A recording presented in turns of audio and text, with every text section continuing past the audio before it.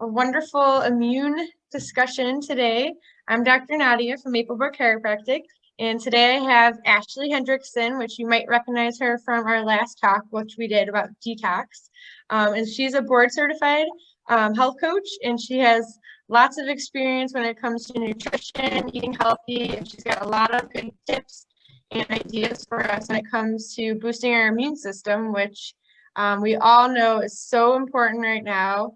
That's something that we can control. There's a lot of chaos going on in the world, and we can't control that.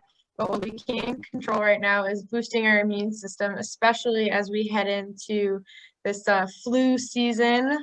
And of course, with COVID-19, you know, it's really important for us to do whatever we can, just as it would be with any flu season. So today we're going to talk a little bit about kind of just really what makes the immune system work, what kind of foods you can do to boost your immune system, what kind of supplements we can do, and some other tips and tricks that will also boost the immune system.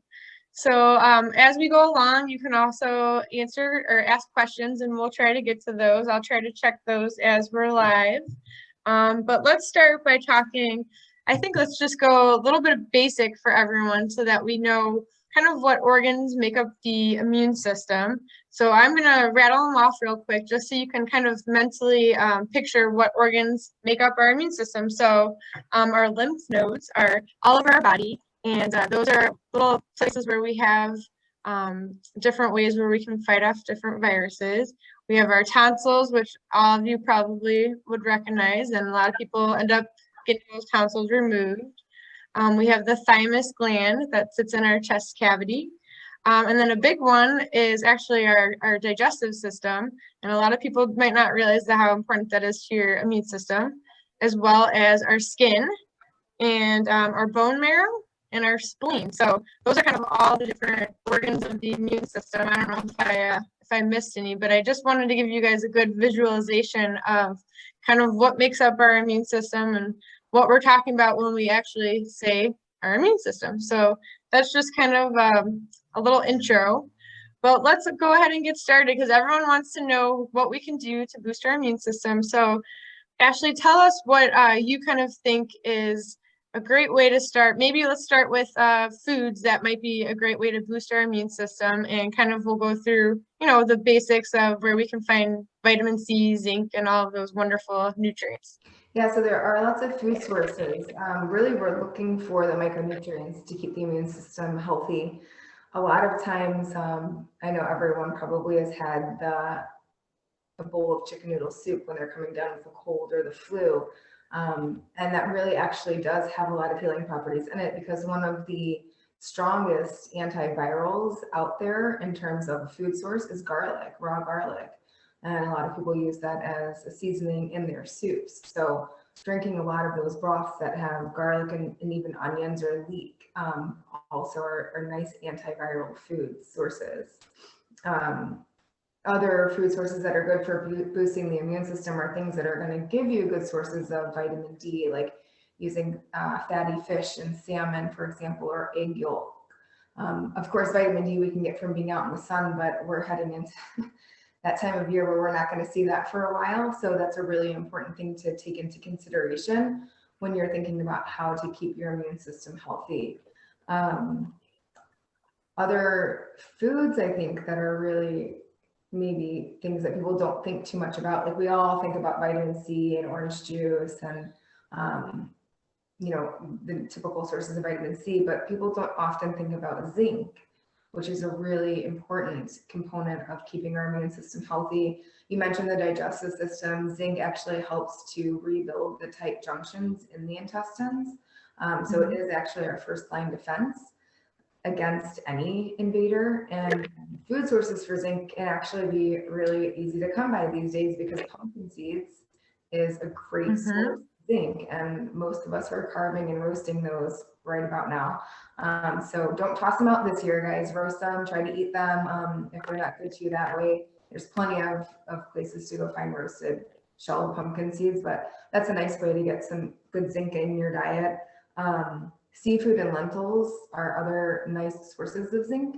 So just trying to incorporate some of those things rather than, you know, stressing out too much about getting bogged down with perfect diet. It's like, where can we incorporate some of these immune boosting ingredients in fun ways to make it seem effortless?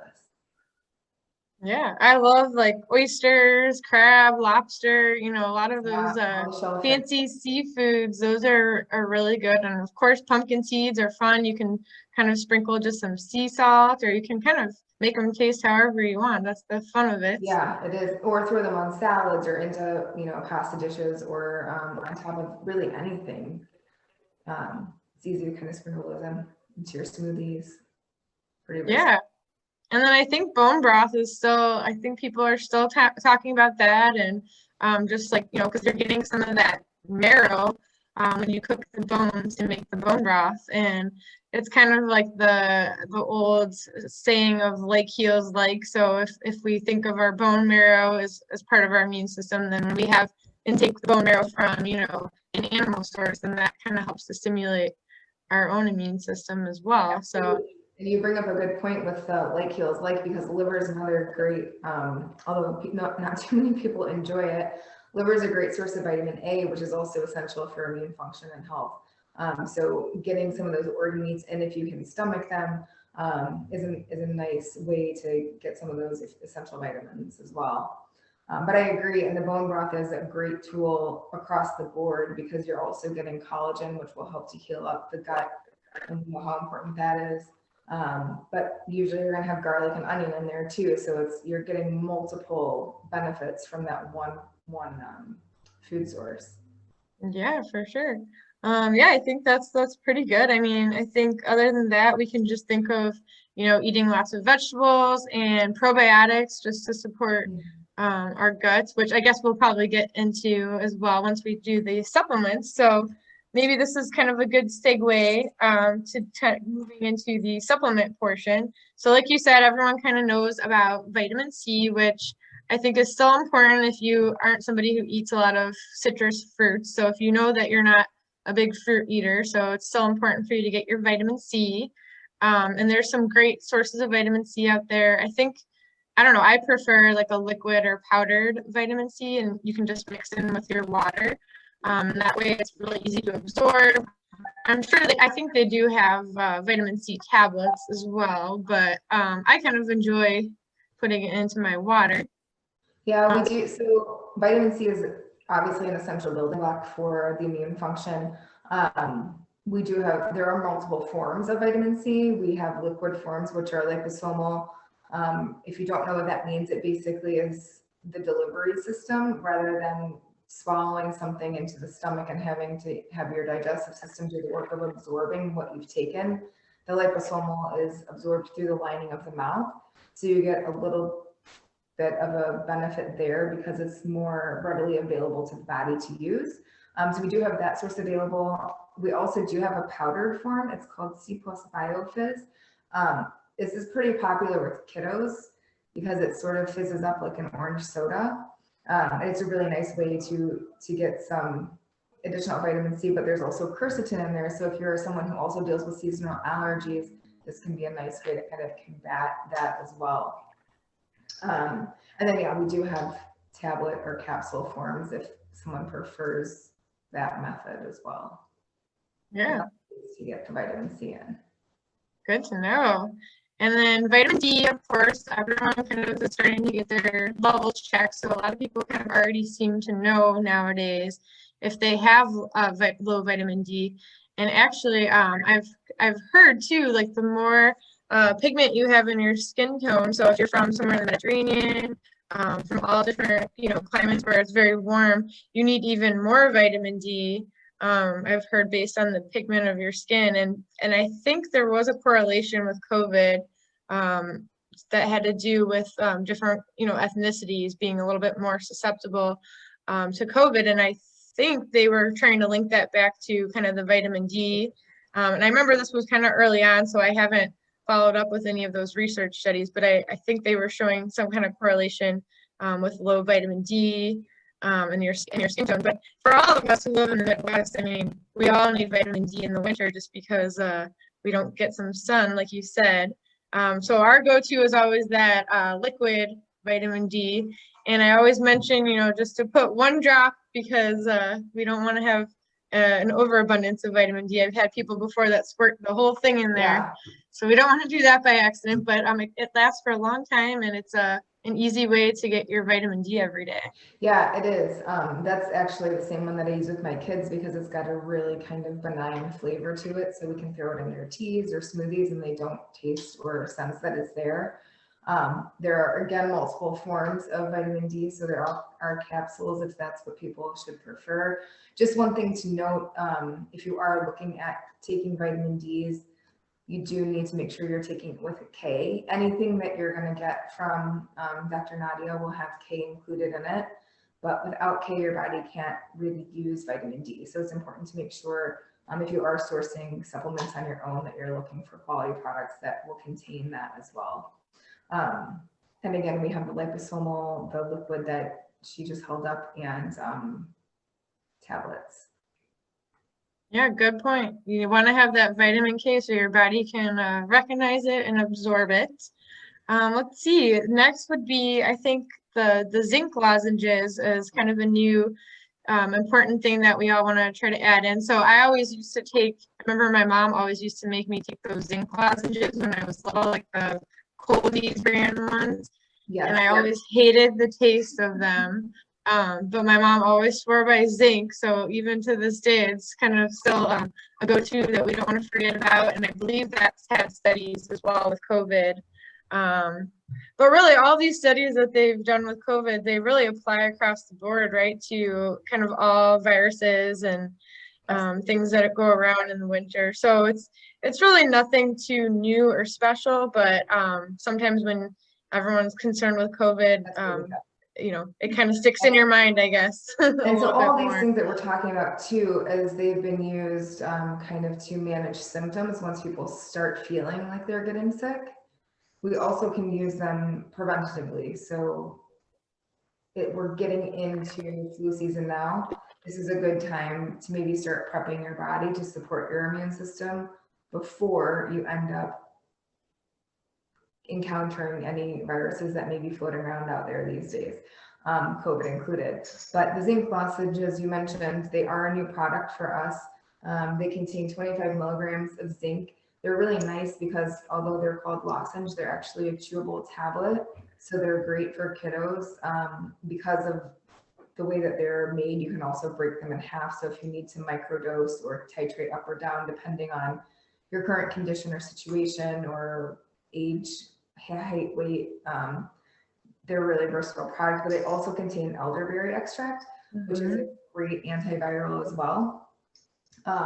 One that we do have a plain elderberry syrup that we carry as well to support against, you know, viral outbreaks and symptoms, but that's also in this lozenge. So it's kind of a double whammy where you're getting the zinc and the benefits of the elderberry. Yeah, I was excited when I saw that there was elderberry in there because that was like the big thing at my office. Everyone was very interested in elderberry last year, so I'm sure that will continue on as a theme this year. And yeah, it has really good benefits as well. And then just a side note, because COVID is kind of on the forefront, I feel like, and we've mentioned it a few times here. You know, we can't make any claims to treat or cure anything, obviously, but what we have seen in general in the space is that melatonin can be pretty effective when it comes to mitigating some of the inflammation in the lung tissue and really kind of helping to calm that down. So that is something that may be worth looking into if someone is particularly concerned about their respiratory health. Good to know. Okay. And then I know there's some great other products that we can always touch on, or people can, of course, reach out to me as well, because I think there's immune support packets that they have. Another favorite that I don't know if this was something that anyone else was doing, but in the beginning, when everybody was super nervous, sometimes when I would get home from work, I would actually spray like my hands or some surfaces, or even in my mouth, the colloidal silver spray. Because I don't know, I think it's a go-to. It's kind of antimicrobial, antibacterial. It has a lot of different things. And my son doesn't mind that either. Sometimes I'll give him a little squirt. And I think there should be kind of different levels of how many sprays you would take If you are sick too, I think you can increase Yeah, that. you definitely can, and that's what's nice about it because it's a liquid, and you can get it in a large bottle or a smaller spray bottle. But I use that as hand sanitizer because I don't like the chemicals and the alcohol in my hands. They get really dried out in between, you know, visiting different practitioners' offices and kids in school. That's actually my go-to for hand sanitizer is the silver cylinder spray. You definitely can gargle with it, and it's good for lots of things because it is an like you said, bacterial, antimicrobial, antiviral. We do actually see it used in gut protocols when there are pathogens in the gut microbiome that needs to be taken care of as well. So it's a really effective tool. We actually use it here too, like if my kids get a cut or a scrape, it's really good at helping facilitate that healing pretty quickly. But yeah, I love that one. The immune support packets are great because it's got really everything you need in those little ready to go packets. Immunotome Plus is a nice one because it's going to have a blend of a lot of things. And then I know previously we had spoken and you'd mentioned medicinal mushrooms. We do have a protein powder that is comprised of some of those mushrooms, which is a nice sort of just adjunct to all of this anyhow, healthy living and supporting the immune function. And that's great for me because I'm one of those weird people that hates mushrooms. People are always like, oh, just try them, maybe you like them now, and I just don't like the texture, I don't like the taste. So if I can have it in a supplement form, then I'm all for it. But I don't like eating the MicroPure. No, I just ordered that one too. Did you? Okay, yeah. So it's comes in chocolate and turmeric flavor, golden milk. Which will have some anti-inflammatory properties. Again, really important around supporting the immune system is keeping inflammation down. So that turmeric in there is just another added benefit to help combat inflammation, as well as using like a good fish oil or EPA, DHA blend. Those fatty omega-3 fish oils are great right now too.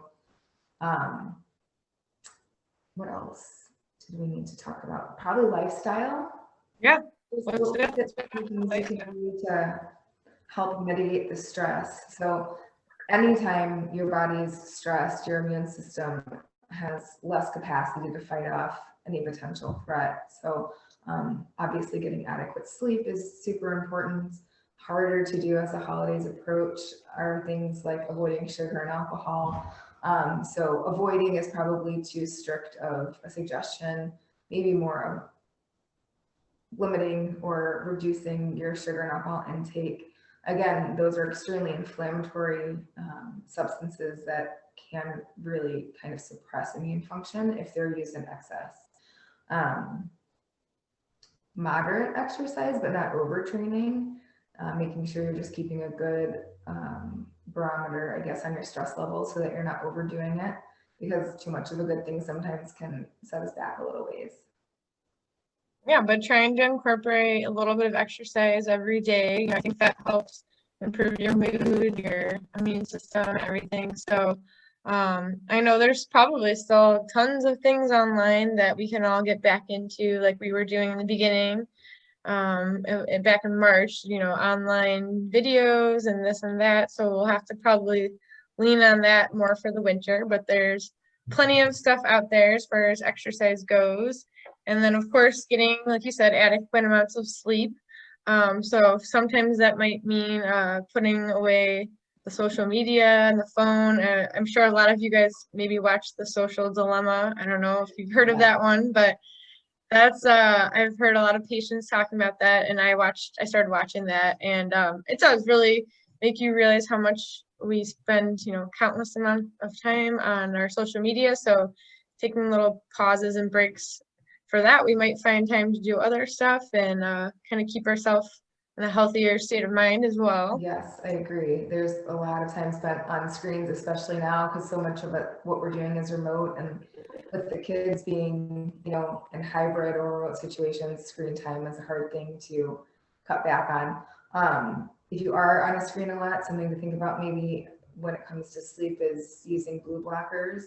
That blue light really can throw off your circadian rhythm and mess with your sleep cycles and the quality of your sleep. So if you do have to spend a lot of time on the computer, maybe getting some really cool Blue blockers would help with that.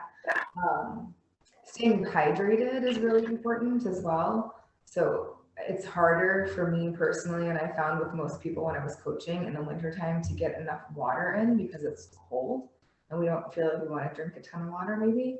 But making sure you're staying hydrated. Typically, I don't know what you suggest to your patients, but general rule of thumb that I've used in practice is half of your body weight in ounces per day minimum to stay hydrated. And then if you are doing fasting and exercising, you're going to need even more than that. But that's important to think about in the wintertime because I think so many of us kind of forget that we need water when we're not hot and thirsty. That's true, yeah. And I think in the winter too, you could always do some more tea too, if you like green tea or other types of tea, and you can add some lemon in there or, you know, whatever it is that you like in your tea. But, you know, maybe if you don't feel like something cold like water, you can do some hot tea. Or even the bone broth, I suppose, could substitute for some water. It's got good electrolyte balance and things like that in that. But yeah, just make sure you're pushing fluids really, which is kind of the basics that we all, I think, revert to once we start to get sick, but we kind of forget when we're healthy. Sure, yeah.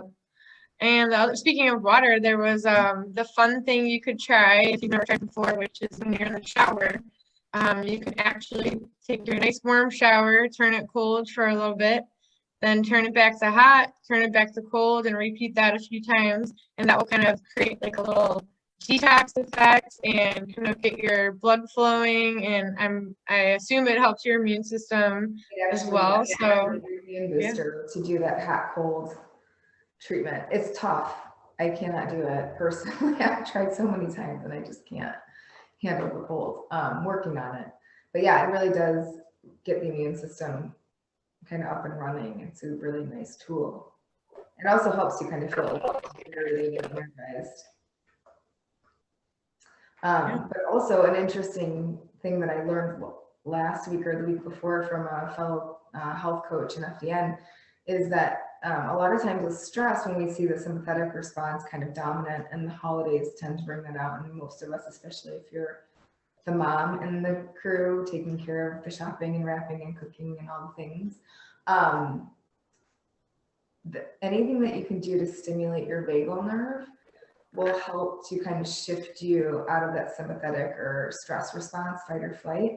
And so the recommendation made to me to stimulate the vagal nerve is to gargle in the shower. So gargling is something that actually stimulates that, as well as belly breathing. But there are other ways to do it. Singing really loudly is another way. So if you're someone who enjoys music, just crank that up. Sing your Christmas carols in your shower. Like from Elf. Great. Yeah, that's great. And then, of course, as a chiropractor, I can't forget to mention the importance of getting adjusted.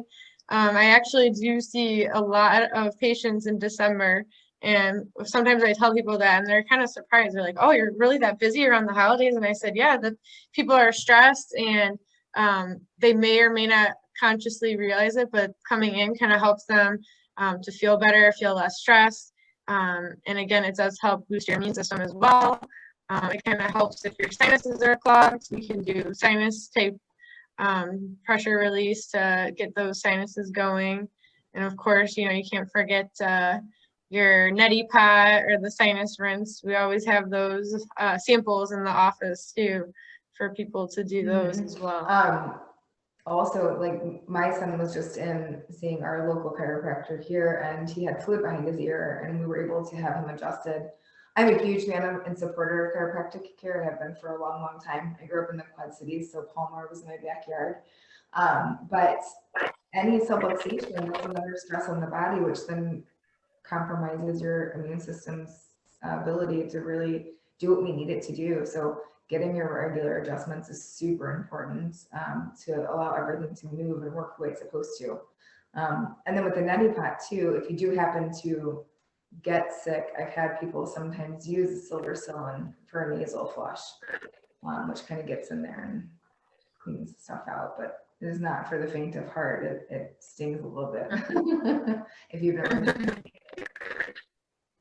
Yeah, great. I think we've gone over a lot of good information, and of course, you can always reach out to me or Ashley, and we can give you, if you want more of a specific, exactly what you should be taking as kind of a protocol for prevention, or if you do get sick this winter and you're like, what do I specifically need to do to get healthy? We can help you with that. And hopefully you've learned some things today, and you can still ask questions even after this Facebook Live. It'll be on the page, and we'll probably be sending it out as well. So that way you can watch it again, or if you missed it, you can watch it at any time. And do you have any last things to add, Ashley? I feel like we went kind of fast, but I think we hit everything, and I think we nailed everything. Yeah, no, I mean, looking over my notes, I don't think we missed any of the really important things that I think we need to share. Oh, maybe just sufficient protein intake. So as we get busier and the holidays approach and we have all the carbs close by, it's important for your immune system and your immune function to make sure that you are still taking in adequate proteins every day. So whether that's through smoothie, and there's lots of ways to supplement that, or through your meals, it's about 0.8 grams per pound of body weight, just as a point of reference. So don't skimp the protein in the wintertime. Add some protein into your cookies. Yeah, you could. I actually throw in collagen powder and paleo protein in a lot of different things because I make pancakes for my kids in the morning, and I hate not having protein, so I've started using a scoop of our it's the paleo protein, the vanilla flavor, and a little bit of cinnamon, and they tell me it tastes like Cinnamon Toast Crunch. It blends well. So yeah, you can actually find ways. You can always find ways to make something tasty and healthy too. Absolutely. Yeah. We do gluten-free pancakes with the protein powder and sometimes a little extra collagen in there, but it's a nice balanced meal for them then. Great. Okay.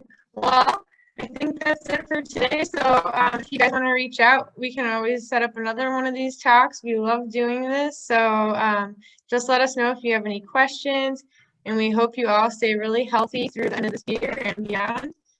So thank you so much for joining, everyone. And thank you, Ashley. Yeah, it's good to see you again. I appreciate it. Yeah. Okay. We'll talk again soon. All right. Take care. Bye.